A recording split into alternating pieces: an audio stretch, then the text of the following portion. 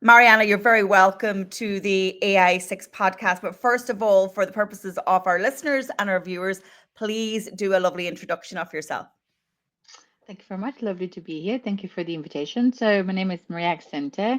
Until very recently, I was employed by a large professional services company where I spent 11 years, out of which more than eight I've been focusing on responsible AI. So, very recently, I left the company with the view of exploring business opportunities around providing the same type of AI advisory services to different audiences, but this time doing myself and work with lovely people and very interesting projects, more interesting than I used to work before. So here I am. So I'm in a very interesting period of my life, a transition from a corporate life to an um, aspiring founder. So yes, I'm living in a world where there is a necessary structure. I'm having a lot of very interesting conversation. I'm meeting a lot of interesting people, and I'm exploring how the world really is in the age of emerging technology and especially AI. Well, I'm speaking to you from Dublin in Ireland, and we've just finished a 2 day conference here for the radio sector. And I was on the last panel around AI and radio. And a lot of the questions coming from the floor were around responsible AI. And as you will appreciate, within radio stations, you've got an editorial department, you've got production department, you've got a creative, but everybody is very nervous. What is your advice to your clients when you're talking about responsible AI and where they're starting from?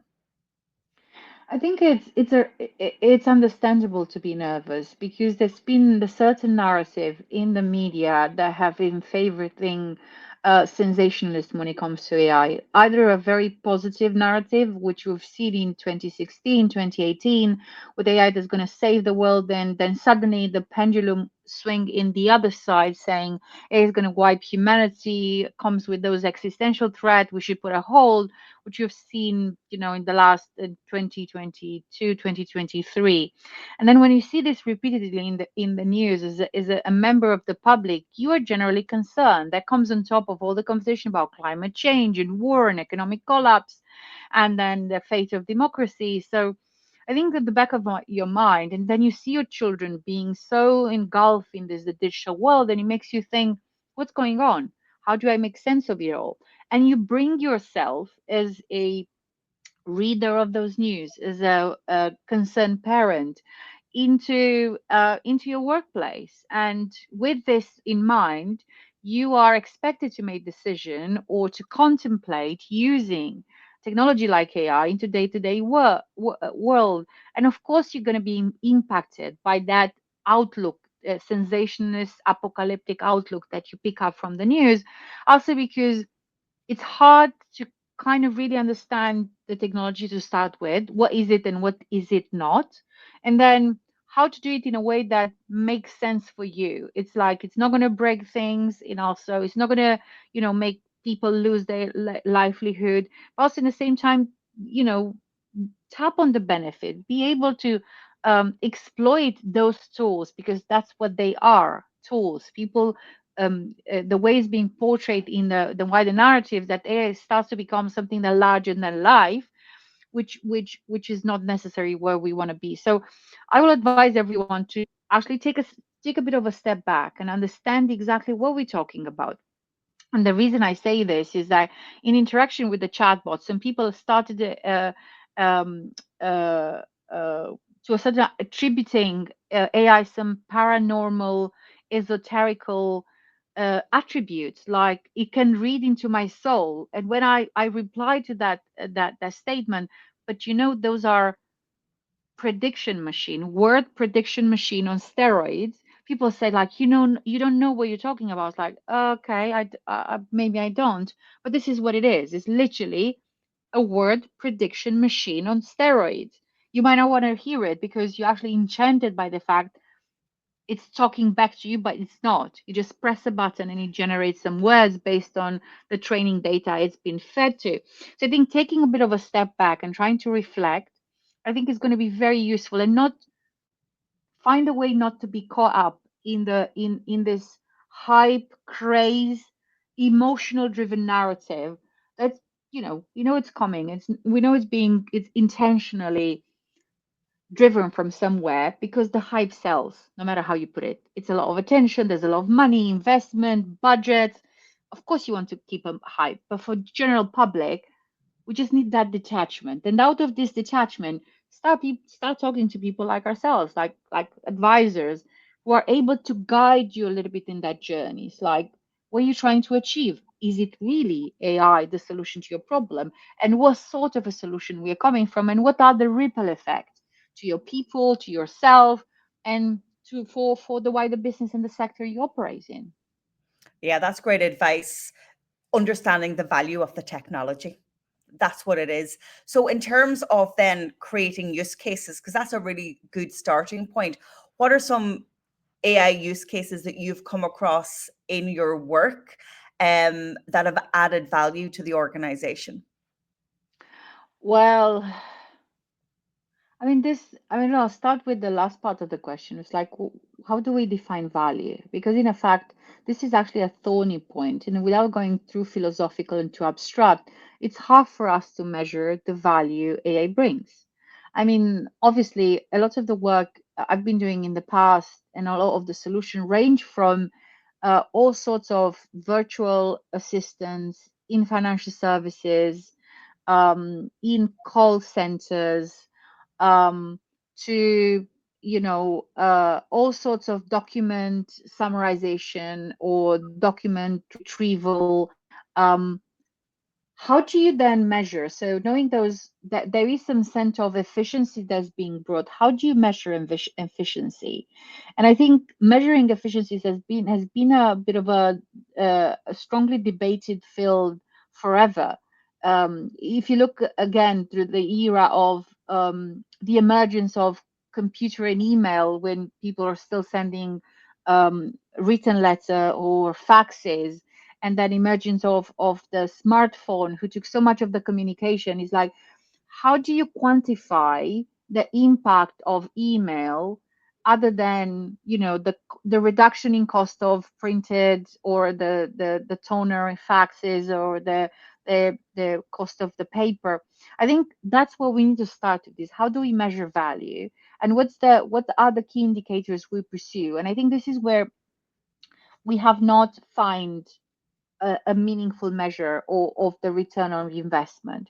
But in terms of use cases, it's probably the ones that everyone has seen, is using large language models to help us with some sort of cognitive tasks, either being able to respond to customer queries in a way that is more tailored and faster for them to solve, faster for customers to solve their problems, or is about document creation, summarization, all sorts of processing of content in any shape or form. I've seen so many cases in consulting or in professional services, and similar to creative services, those two industries are very much impacted by generative AI, because what they do is like some sort of a processing knowledge, or knowledge. They are in a knowledge business, and as a result, what this tool does is a way of accelerating knowledge management.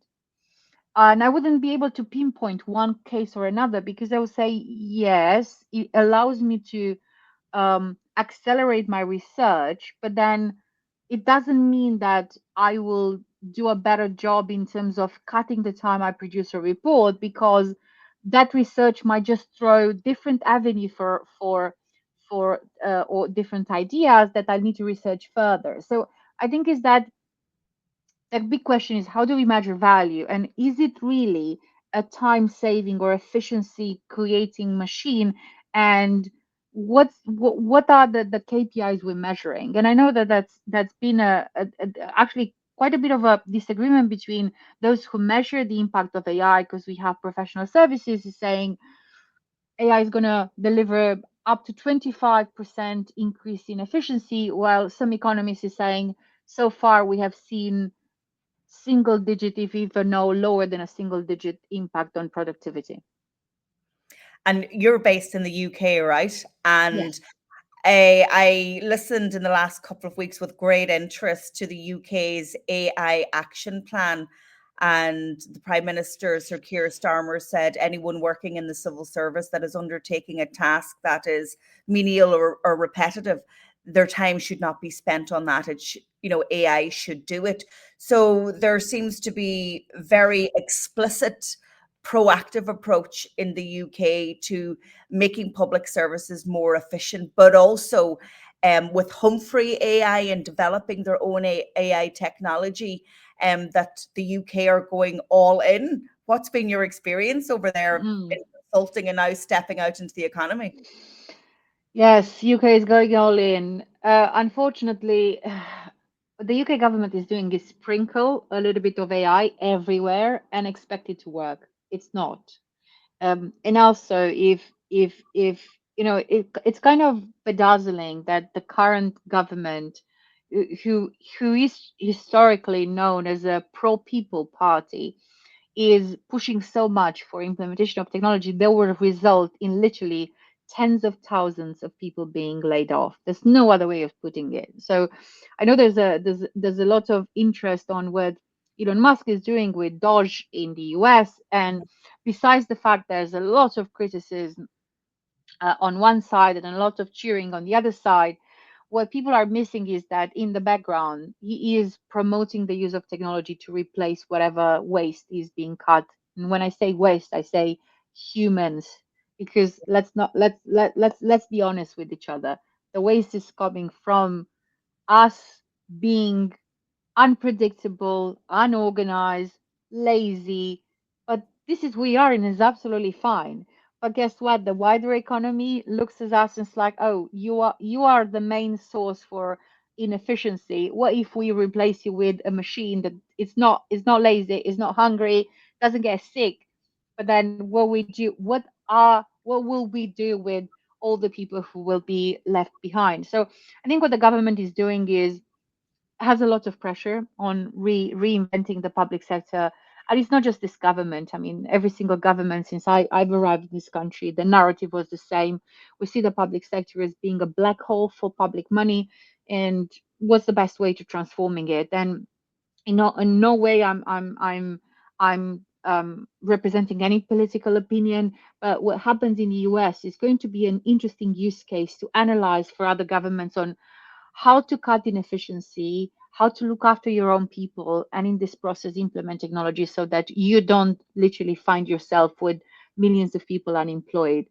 So what the government is doing on paper sounds like the right thing to do, but the reality is quite different because implementing AI is not the task for the fainted.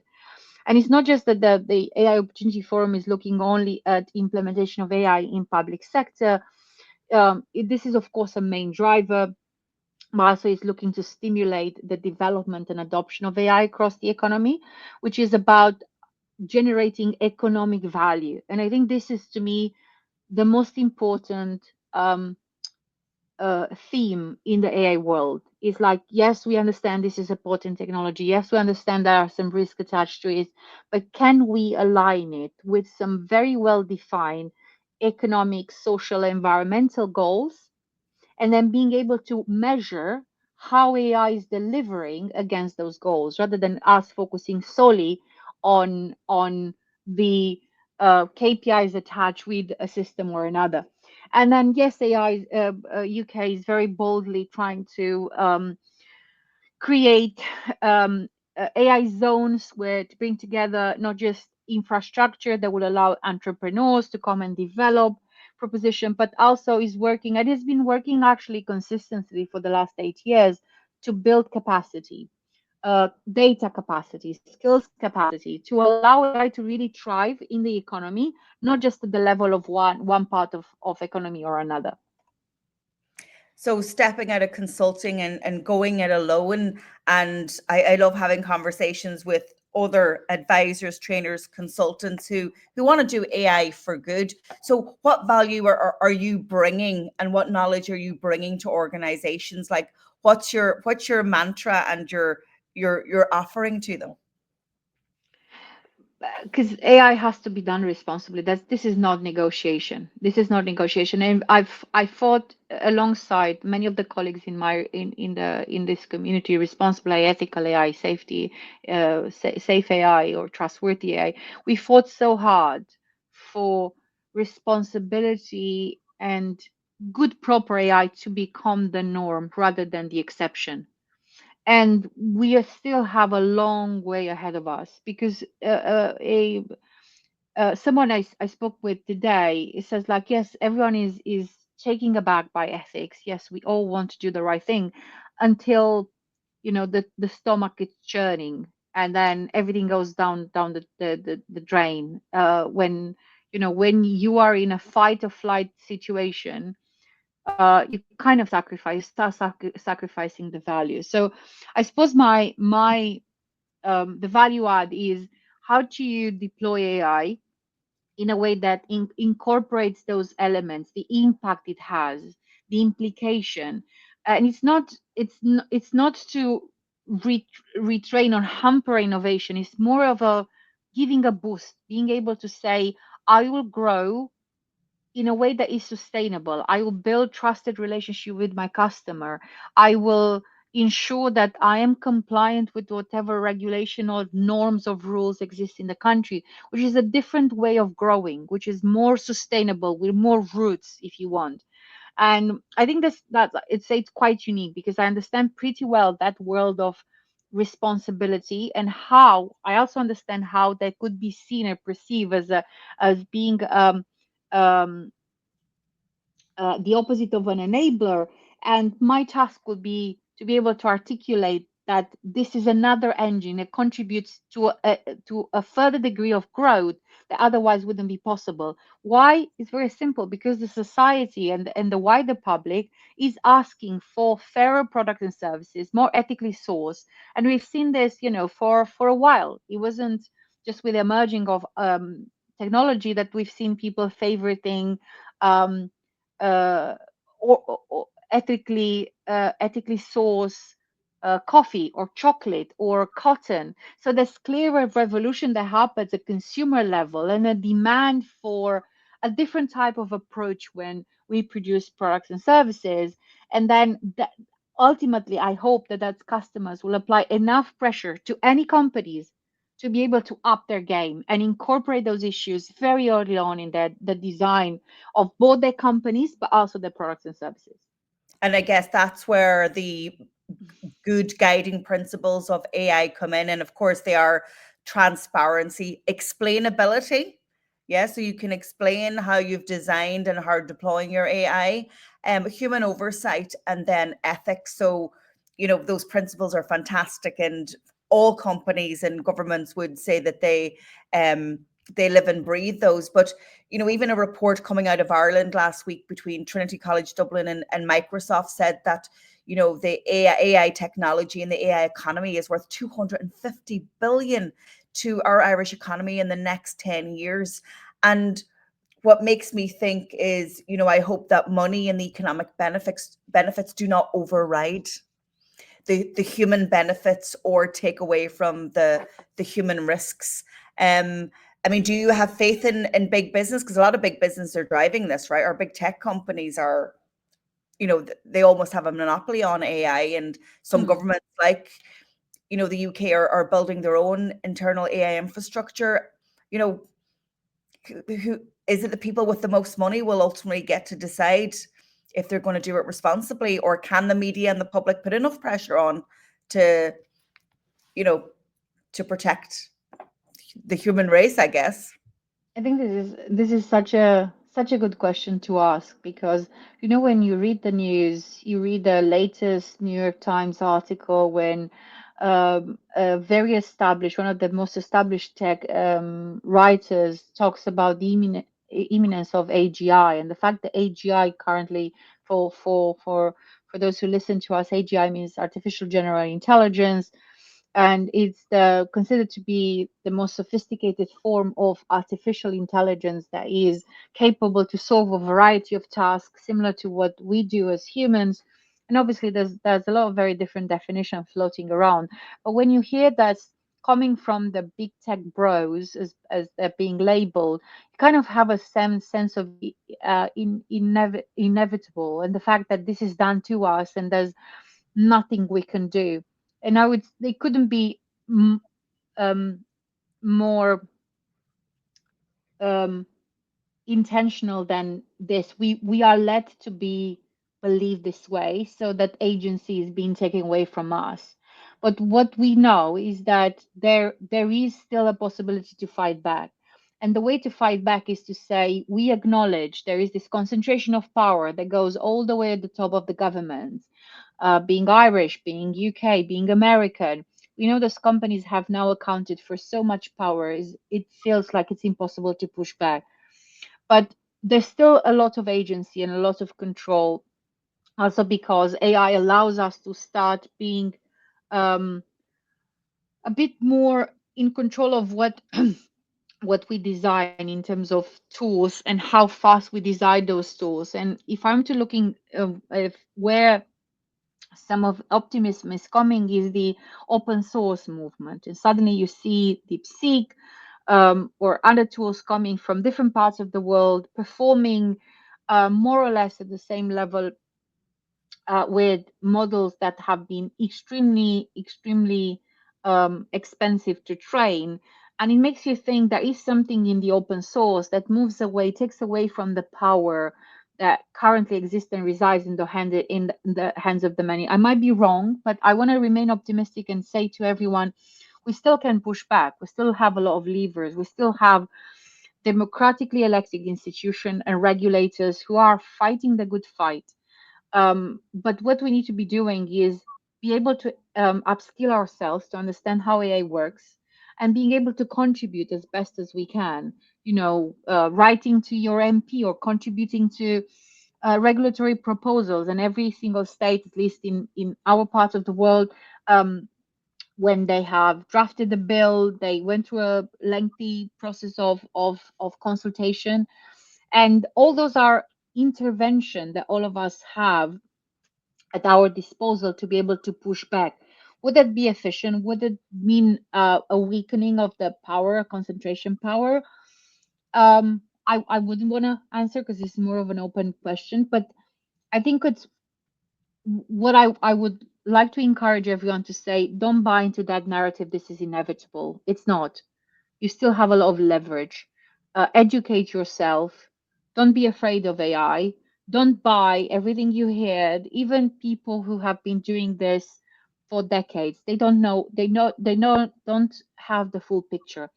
AI is becoming such a complex phenomenon, but a phenomenon that's shaped not just by big tech or the deep domain experts or the PhDs, but by all of us. Because guess what? We are the one being the users of the products. How we do this? Hopefully, there will be more of a social movement that will allow us to participate more meaningfully. I would say don't give up because the fight is nowhere near to be lost. Yeah, we really need to be active citizens through this AI industrial revolution as opposed to passive. And I think that's a really important message that we all have agency and we matter. And I haven't heard somebody put it like that before. So that's a really strong message. But thank you so much for joining me and having this conversation. I found you on LinkedIn. Where would you like to direct listeners or viewers to this conversation to find out more about you and your work? Same on LinkedIn for the time being is my main channel, and then encourage you to drop me a DM. Very active. I'm very much engaged into listening what people have to say about AI. What are the problems they're trying to solve, and obviously how can I play a part either with my business or with my advocacy work into shaping paying back, because I think it's important to support each other. It's like when you have knowledge and expertise in one part, it's important for us to be able to give this away to help others open up their mind and eyes, and then being able to become contributors, active parts, as you said, like act on that agency we have, and not just be silent receivers of this technology. I think that we would be in a very weak position if more people will continue to buy in this narrative that's coming from the tech industries, and they will all remain either dormant or silent in this world, just receiving whatever's being given. Oh, Maria, I really enjoyed this conversation, and I will get you to Ireland, to a boardroom or to a stage or to both, because I think people really need to hear your knowledge and learn from your experience. Let's keep in touch on LinkedIn, and thank you so much for joining me on the AI6 podcast. Thank you very much for having me. It's a pleasure.